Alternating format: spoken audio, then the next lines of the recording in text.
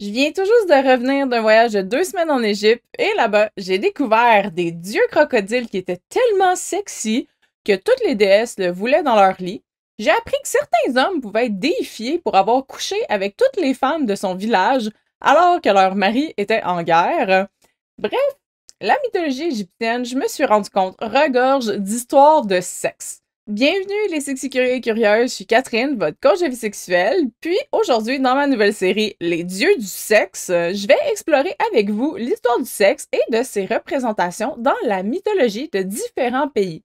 J'ai en fait eu cette idée-là en 2018 à mon retour de Grèce, qui est un pays très reconnu bien évidemment pour sa mythologie ancienne, qui est souvent aussi très sexy, avec ses déesses de l'amour et compagnie. Même d'ailleurs, c'est de là que vient aussi notre Cupidon. Donc, je suis heureuse de lui faire voir le jour à cette série-là aujourd'hui avec notre première vedette directement venue d'Égypte. Je vous présente le dieu Min. Min est un ancien dieu égyptien dont le culte est né 4000 ans avant notre ère. Ça fait vraiment, vraiment très, très longtemps. Donc, on dit 4000 ans avant Jésus-Christ. C'est avant même que le système de roi ne soit vraiment implémenté en Égypte. Donc, on est plus proche de la période préhistorique. Son rôle et les sphères sur lesquelles il présidait ont bien évidemment évolué en 4000 ans. C'est très très long. Mais il est le plus connu comme étant le dieu de la fertilité et de la sexualité dans l'Égypte antique à travers les 3 empires. Il était le plus souvent représenté sous une forme humaine masculine, représenté avec un pénis en érection qu'il va tenir dans sa main droite, parce que honnêtement, moi aussi, à cette grosseur-là, probablement que je la tiendrais, histoire de pas tomber par en avant. Il tient donc son pénis dans une main, et dans sa main gauche, il va tenir un fléau qui va se référer à son autorité, ou plutôt à celle des rois d'Égypte, lorsque ce système a pris de l'ampleur.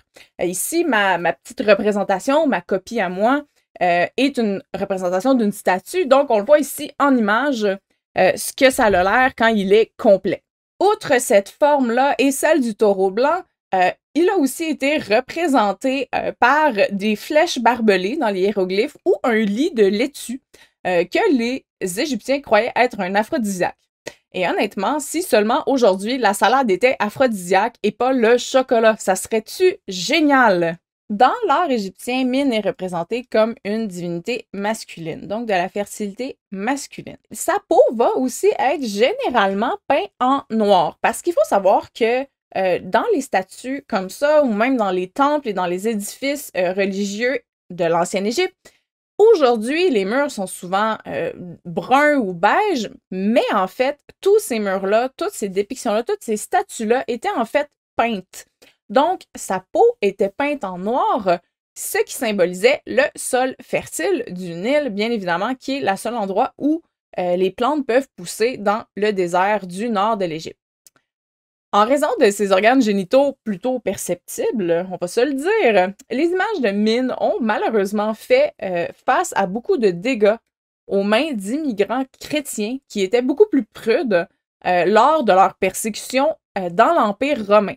Donc, un petit peu plus tard dans l'histoire, quand le christianisme a fait une montée, les images telles que celles-ci étaient très, très, très mal vues. Donc, elles ont souvent été détruites. Dans la période victorienne, pour les statues qui ont été retrouvées en bon état, disons, les égyptologues ont régulièrement omis la partie inférieure du corps de Min dans leurs photographies et dans leurs dessins pour éviter de choquer les gens. Fait que c'est un peu comme si je vous parlais de Min durant toute ma vidéo de cette manière-là, en vous expliquant seulement ce qu'il fait, sans jamais vous montrer vraiment de quoi il a l'air au complet, c'est-à-dire comme ça. En tant que divinité centrale de la fertilité et peut-être même le fondateur de certains rites qui incluaient des orgies, Min a été identifié par les Grecs lorsqu'ils ont pris contact avec l'Égypte avec le dieu Pan, qui est aussi reconnu pour sa fertilité et ses pratiques sexuelles pour le moins frivoles. Si la série est populaire, je vais voir à vous faire aussi une vidéo sur le dieu Pan. Donc, n'oubliez pas de vous abonner à la chaîne et de liker cette vidéo pour me faire savoir si plus de vidéos sur les dieux du sexe vous intéressent. Dans tous les cas, j'aimerais bien mieux que nous continuions de vénérer des dieux qui se célèbrent par des orgies que par la messe. Pas étonnant que le culte de Min ait duré plus de 4000 ans et que le christianisme ait autant de misère après seulement 1500.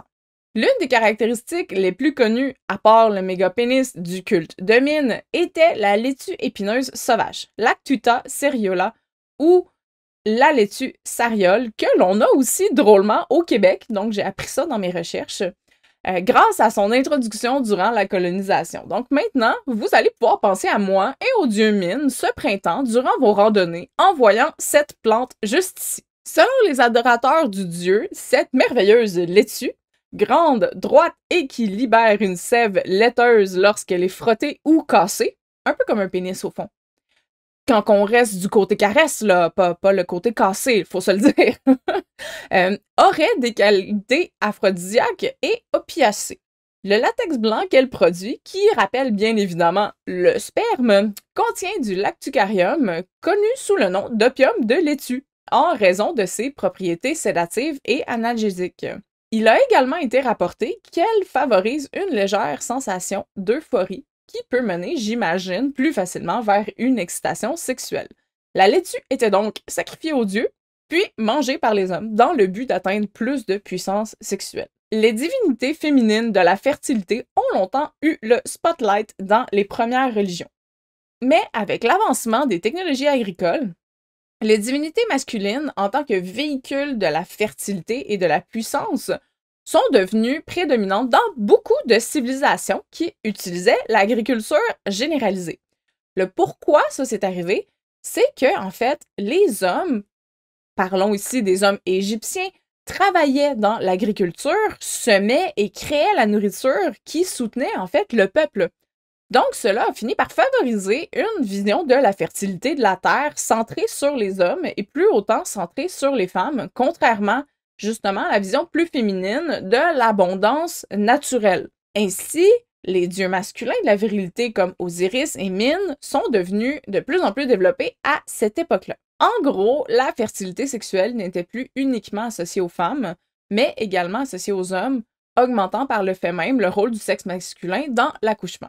Les citoyens qui n'étaient pas nécessairement en mesure de pratiquer formellement le culte de Min, peut-être que Min n'était pas le dieu principal qui présidait sur leur ville, donc rendaient hommage au dieu avec des figurines de concubines, des statuettes ityphaliques, comme la mienne juste ici, et des phallus ex voto, un peu comme ma copie ici de la Grèce antique, qui est justement une petite statuette de pénis. Le mien ici a des petites ailes. Il plaçait ses offrandes aux entrées des temples pour se protéger des troubles comme la stérilité et l'impotence.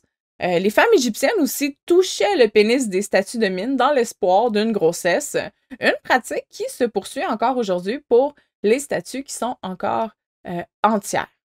En tant que dieu de la puissance sexuelle masculine, les rois, puis ensuite les pharaons du Nouvel Empire, avaient bien évidemment intérêt à honorer Min dans leur rite de couronnement. Apparemment qu'il y avait un moment spécial durant la cérémonie où le pharaon devait semer sa graine. Comme métaphore pour les graines de plantes, là, évidemment, bande de pervers.